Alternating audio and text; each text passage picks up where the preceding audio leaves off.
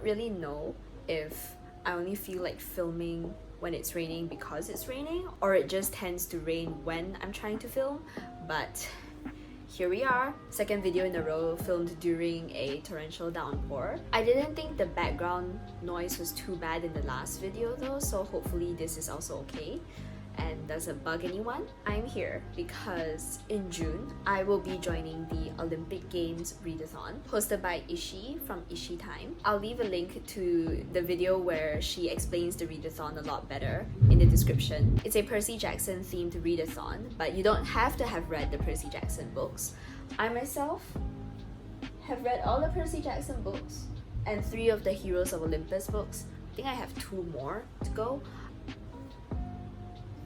And how it works is you pick a team, which is basically declaring who your godly parent is, and each team will have different prompts based on which god or goddess it's about. It's really cool. The hosts made this entire document where you have a welcome letter from Chiron, and you can declare your team. These are all the descriptions for the different gods and what prompts you have to read if you're on that team. Apart from that, there are also advanced challenges that you can do once you have completed all of the mandatory challenges for your team, and that's pretty cool, as well as a group book, which is Lovely War by Julie Berry, and you can use it to substitute any prompts, which is fantastic for me for reasons that I'll get to in just a minute. So as a tiny bit of background information on me, Apollo has always been my favorite Greek god throughout the years. Although if I really was a demigod in the Percy Jackson universe, I think that my godly parent would actually be Athena, because I think the whole pursuit of knowledge is what I am the most passionate about. And also every quiz that I've taken, including the Rick Riordan one, says that my godly parent would be Athena. So I really struggled between Apollo and Athena, but in the end I decided to go with the god that has been my favorite god personally for the entirety that I have been interested in Greek mythology. So I am on team Apollo. I did a little collage in Procreate because I'm still not super great at doing collages in Notability for my digital bullet journal. This video is gonna have so many jump cuts because I keep getting interrupted by thunder and I have to stop. So because of my status as a mood reader, my TBR is going to be a little bit different. Instead of allocating just one book for each of the prompts, I have picked out a few different options for each prompt so that when it's time for me to pick up a new book, I have a few more choices and I can kind of give into my mood reader-ness, and yeah, it'll be easier for me to finish books that way. How I'm probably gonna do this, I'm just going to read out what the prompt is and tell you what the options that I have curated for myself is. For Apollo, the first prompt is music to my ears, listen to an audiobook. And that is where the group book is coming in. Immediately, I am subbing the group book for this. I've tried to read audiobooks a few times over the years and I just find that I cannot pay attention to it. My mind drifts after a while and then I realize that I have no idea what's going on in the story. So audiobooks are just not for me, unfortunately. The second prompt is healing. Read a book you know will make you happy. And for this, I have 3. The first one is Galatea by Madeline Miller. I know this will make me happy because 1, it's very short and I love being able to get shit done, and reading a short book will get shit done real fast. The other reason why this will make me happy is because I am a Madeline Miller stan and I just trust that I will love anything that she writes. So I'm very certain that reading this will make me happy.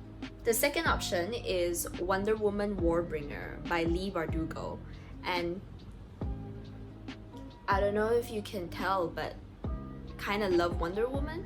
I feel like Wonder Woman is also a great pick for a Greek mythology themed readathon because of course she's an Amazonian, which is an essential part of Greek mythology. And this book is about Princess Diana, who's rescuing a girl who is the descendant of Helen of Troy.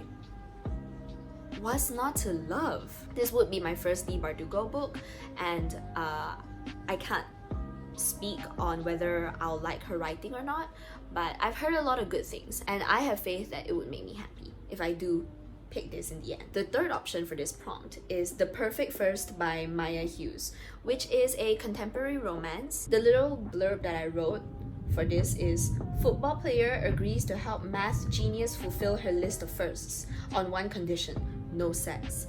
But we know what's gonna happen.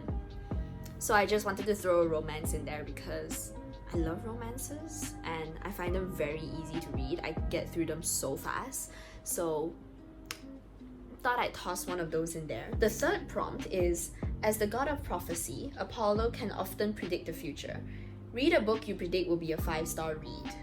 So for this, what I kinda did is I went on my Goodreads TBR shelf and I just sorted it based on average rating. So I just would scroll through that way and pick the first 3 that I thought I would personally like enough to give 5 stars myself. And the first option is The 7 Husbands of Evelyn Hugo by Taylor Jenkins Reid. I feel like I don't have to talk about it. All of BookTube knows it. Almost all of BookTube loves it. And I think it's a fascinating premise. I think I would love it too. The second option I gave myself is Dear Ava by Ilsa Madden Mills. And again, it's another YA contemporary romance.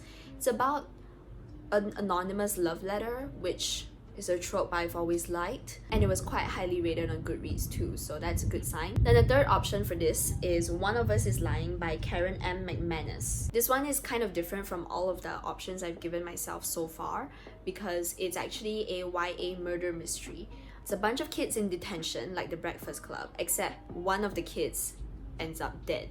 And I think it's he writes like a gossip blog or something like that, and was talking about how he's going to expose some secrets of the other 4 people in detention with him. So the theory is that someone in that detention killed him. So murder mystery, always interesting, always fun, so potentially a 5-star read. The fourth prompt for Team Apollo is read a book that starts with the letter A.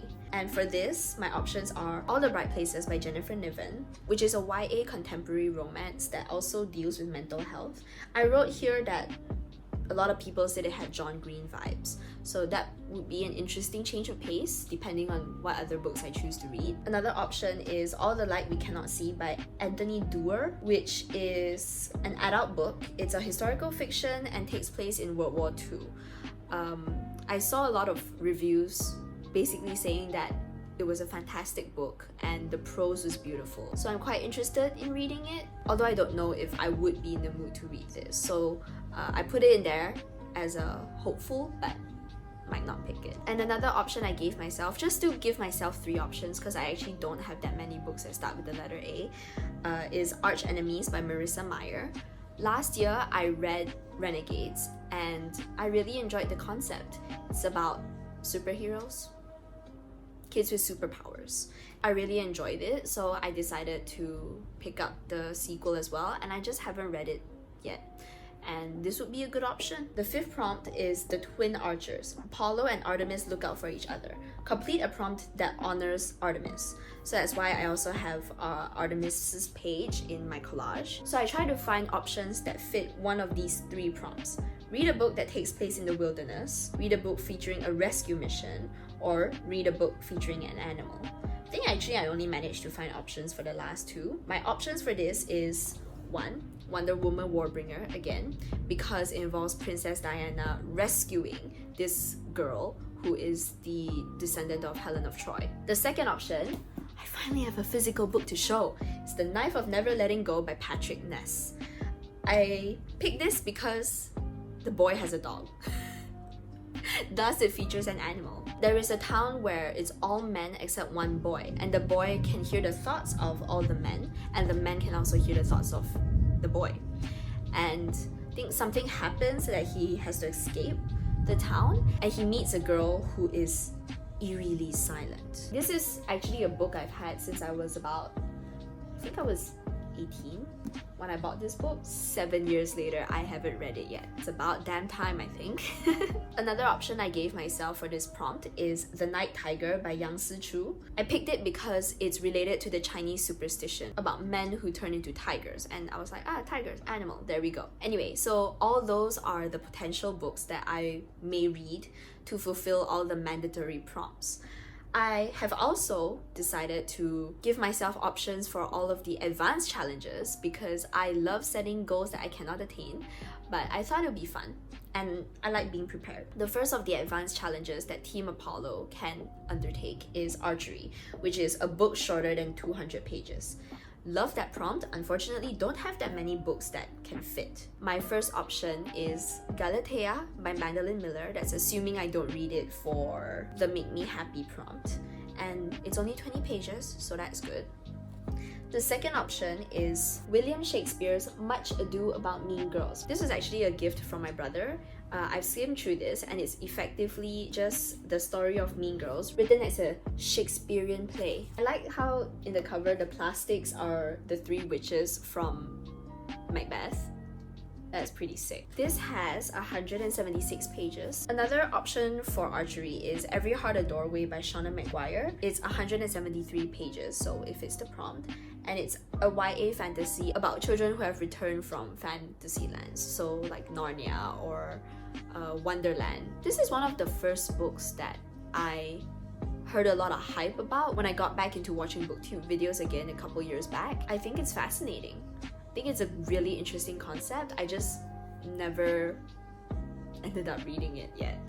But maybe I will in this readathon. One last option I gave myself for archery, because I managed to find another one, is Persephone by Caitlin Bevis. It's 194 pages and it's a YA fantasy, and it's basically a retelling of the story of Persephone and how she goes into the underworld and her relationship with Hades, all of that. So that would be interesting as well. The next advanced challenge is Pegasus Writing, which is a book published within the last 5 years. So this one I had quite a few options in my TBR, and the ones I picked for this is Dear Ava, again, because I guess I'm quite keen on reading it actually. The second option is Love Boat Taipei by Abigail Hingwen. It's about an American girl who gets sent to Taiwan to study Mandarin, and this camp thing ends up being a meat market, and she thinks she's going there to study, but it ends up being about clubbing and drinking and all that. The third option for Pegasus Writing is Bunny by Mona Awad, which is more of a horror apparently. Kat from Paperback Dreams on Goodreads wrote that it's like Heathers meets The Craft meets Frankenstein, which sounds very up my alley. Another option is Desperate Measures by Katie Robert, which I don't know why I decided I needed 2 romances in there, but here we go. It's actually erotica and it's a retelling of Aladdin, and it's Jasmine with Jafar. So I don't know, I've heard a lot of buzz about this, so I wanted to see what it's about myself. The third advanced challenge is Climbing Wall, which is the next book in a series. So I have a few options for this. One of it is Arch Enemies again, which is the second book of the Renegade series, or The Dream Thieves by Maggie Stiefvater, which is the second book in the Raven cycle. And the third option I gave myself is Tunnels of Blood by Darren Shan, which is the third book in the Darren Shan saga. This is actually 3 books in one, and I read the first 2 earlier this year, maybe last year. I'm not super sure on that.